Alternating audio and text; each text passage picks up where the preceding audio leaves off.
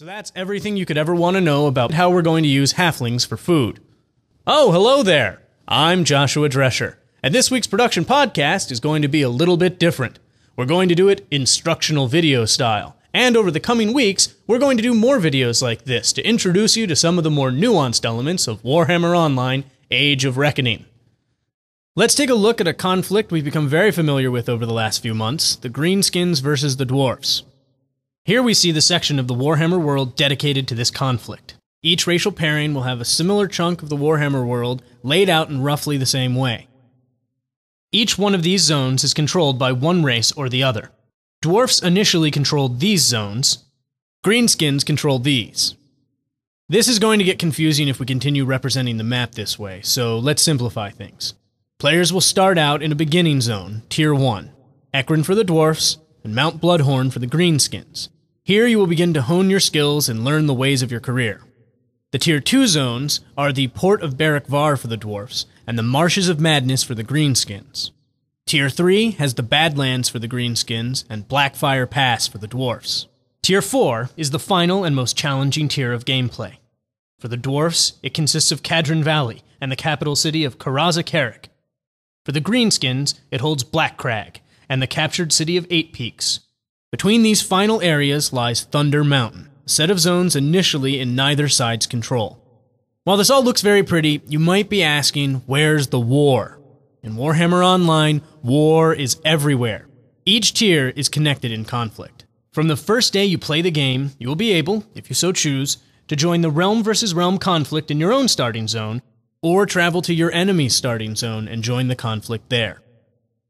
In fact, let's take a look at a Tier 1 zone, the Greenskin starting area of Mount Bloodhorn. We'll need a player naturally, that's good. Every zone has a mix of PvE and RVR content. Players from enemy realms will not be able to engage you as long as you don't cross into the RVR areas. If you do, however, you're fair game. So if you stay out of the RVR areas, you will be able to travel all the way to your capital city. As you fight, your experience will grant you more skills and abilities, enabling you to travel to higher tiers and be more effective. But each tier gets more and more dangerous, making your survival, even in PvE areas, harder and harder. Early tiers are mostly PvE with some RVR. As you progress, the tiers become mostly RVR with some PvE. You aren't forced to RVR if you don't want to. In fact, it will be entirely possible to reach Tier 4 through PvE gameplay alone, but the easiest method for advancing will be a combination of both. That explains how the zones are laid out, connected, and played, but there is an additional layer of gameplay to talk about: battlefronts. Initially, these zones are evenly controlled. Each tier is, in fact, a battlefront. As you fight in RVR, you gain victory points. Earn enough of these victory points, and your realm will gain control of that battlefront. Each tier has its own unique battlefront, but a percentage of victory points from Tier 1 spill over into Tier 2. Likewise, a percentage of victory points from Tier 2 spill over into Tier 3. So your victory points in lower tiers increase your points in upper tiers. This is part of what we mean when we say war is everywhere. Even low-level players in Tier 1 will ultimately be contributing to the overall war effort. As you can see, it all leads to Tier 4. And as you might have guessed, victory points from Tier 3 spill over here as well. This tier is where you will struggle for the ultimate prize, capturing your enemy's city. Tier 4 is the final battlefront. To open a city to attack, you will first have to capture the neutral zone in the center, in this case, Thunder Mountain. Once you have enough victory points to control that zone, its scenarios will lock down, and scenarios in your enemy's Tier 4 zone will open up, allowing your realm to attack that zone. This makes Tier 4 a constant struggle for the battlefront.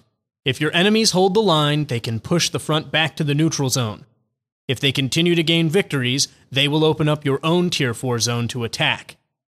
However, let's continue.